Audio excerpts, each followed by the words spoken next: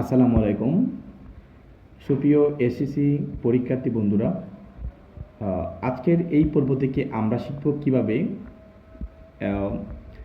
Answer to the question number 4 এর খুব সহজ কৌশলে আনসারগুলো করা যায়। কোয়েকশনটা তোমরা অবশ্যই জানো, complete the following table with information from the passage. এটা ময়মনসিংহ বোর্ড 2024 সালে এসেছে। আর এই শিক্ষা বোর্ডের এই কোয়েকশনটা আমি মনে করি সবচেয়ে গুরুত্বপূর্ণ, এবার এসএসসি শিক্ষার্থীদের জন্য এটি মাস্ট ইম্পর্টেন্ট।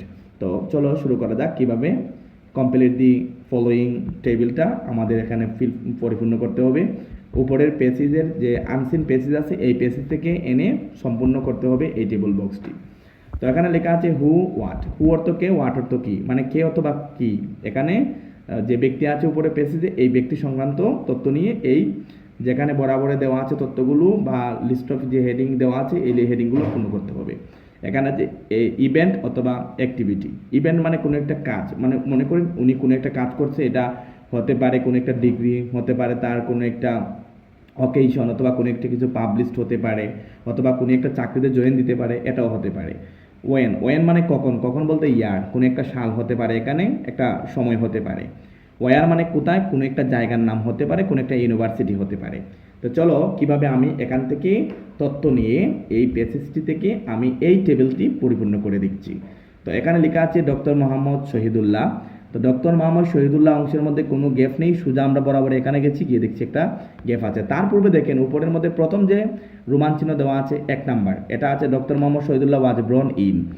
ইন বলতে একটা প্রিপজিশন, আর প্রিপজিশনের পরে অবশ্যই একটা, যেহেতু এখানের মধ্যে দেওয়া আছে ওয়ারের কৌটাতে দেওয়া আছে, মানে ওয়ার অংশে দেওয়া আছে, ওয়ার মানে কোথায়, অবশ্যই একটা স্থান হবে। তো আমরা দেখি ডক্টর মোহাম্মদ শহীদুল্লাহ কোথায় জন্মগ্রহণ করেছিলেন, যেহেতু লেখা আছে এখানে doctor Mohammad Shahidullah was born in.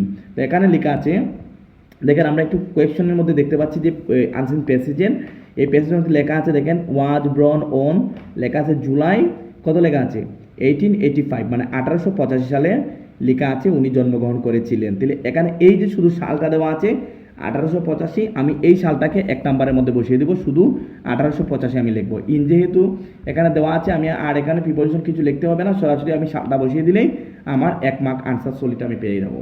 দ্বিতীয়, ডক্টর মোহাম্মদ শহীদুল্লাহ লেখা আছে এখানে দেখেন বিএ ডিগ্রি। বিএ ডিগ্রির পরে লেখা আছে ওয়েন। ওয়েন মানে কোথায়, এখানে গ্যাপ দেওয়া আছে ওয়েনের অংশ, মানে টেবিলের ওয়েন মানে কোথায়, উনি বিএ ডিগ্রি কোথা থেকে পাশ করেছেন এই বিষয়টা আমরা এখান থেকে তথ্যটা একটু ম্যাচিং করে মিলিয়ে নিব। এখানে দেখেন লেখা আছে যে এই যে বিএ ডিগ্রি 6 ইয়ার্স লেটার। তো 6 ইয়ার লেটার বলতে 6 বছর পরে।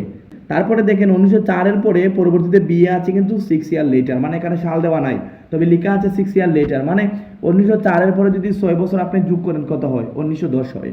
তো এখানের মধ্যে কিন্তু 1910 নাই, তবে 6 ইয়ার লেটার বলতে আপনি কিন্তু এখানে 6 ইয়ার লেটার লিখতে পারবেন না, যেহেতু এখানে ইয়ারের অংশ দেওয়া আছে, তাই এখানের মধ্যে লিখবেন 1904 দেওয়া আছে, 1904 পরে যদি 6 বছর যোগ করেন তাহলে হবে 1910। এটা ফিল ইন দ্য গ্যাপের সঠিক আনসার হবে 1910। তারপর লেখা আছে he joined as a professor in 1921। 1921 সালে তিনি প্রফেসর পদে যোগদান করেছিলেন। ওয়ার মানে কোথায়, তো এখানে আমরা একটা ম্যাচিং করে দেখি, যেহেতু ওয়ার অংশ দেওয়া আছে কোথায়, অবশ্যই কোনো একটা ইউনিভার্সিটিতে হবে। তারপর আমরা দেখি একটু খুঁজে কী দেওয়া আছে এখানে, তবে কোনো তথ্য আপনি নিজ থেকে মুখস্থ জানা থাকলেও লিখতে পারবেন না, সরাসরি আপনি পেসেজ থেকেই এনেই কিন্তু এখানের মধ্যে পরিপূর্ণ করতে হবে। এই যে লেখা আছে এখানের মধ্যে 1921 as a professor of dot লেখা আছে এন বাংলা। তো ইউনিভার্সিটির নাম এখানে আমি লিখে দিব ইউনিভার্সিটি অফ ঢাকা। এই যে 1921 ইউনিভার্সিটি অফ ঢাকা মানে কোথায়, তিনি প্রফেসর হিসেবে যোগদান করেছিলেন ইউনিভার্সিটি অফ ঢাকা। এই যে লেখা আছে he later joined the university of Dhaka in 1921 as a professor. তো এখানে প্রফেসর হিসেবে তিনি যোগদান করেছিলেন। ওয়ার মানে কোথায়, ঢাকা ইউনিভার্সিটি, আমি শুধু এখানে ঢাকা ইউনিভার্সিটি লিখে দিব। তারপরে দেখেন নেক্সট স্টেপে আমরা চলে যাচ্ছি, লেখা আছে 1928 লেখা আছে, এখানের মধ্যে লেখা আছে যে একটা ইউনিভার্সিটি প্যারিস লেখা আছে, তারপর এখানে হি আছে, হি দেওয়া আছে, আমরা শুধু ইভেন্ট বা অ্যাক্টিভিটি তিনি কি করেছিলেন বা কোন একটা ঘটনা ঘটেছিল যে 1928 সালে, আমরা 1928টা এখানে একটু খুঁজে বের করি। এখানে লেখা আছে 1928, যেখানে আমি পেয়ে গেছি।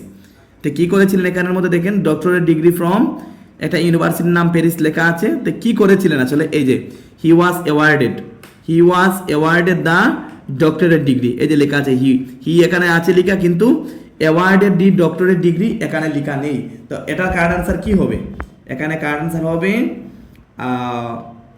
ওয়াজ, যেহেতু এখানে হি লেখা আছে, এখানে সাল লেখা আছে 19 1928 পেয়েছি, তো হি লেখা আছে, হি আমি লিখবো না।